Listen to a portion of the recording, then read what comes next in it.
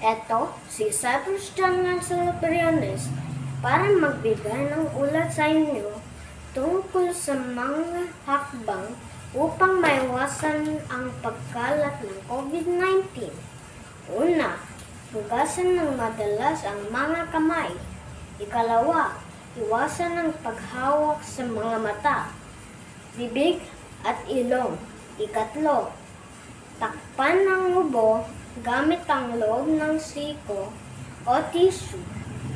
Ikaapat, iwasan ang matatao na lugar. Ikalima, manatili sa bahay kung may sakit, kahit sinat at tubo lang. Ika-6, kung may lagnat, ubo at hirap sa paghinga, magpakonsulta agad, ngunit tawagan mo muna ang health facility. Ika-7, alamin ang pinakabagong impormasyon mula sa World Health Organization. Ito ang ulat sa inyo tungkol sa mga hakbang upang maiwasan ang pagkalat ng COVID-19.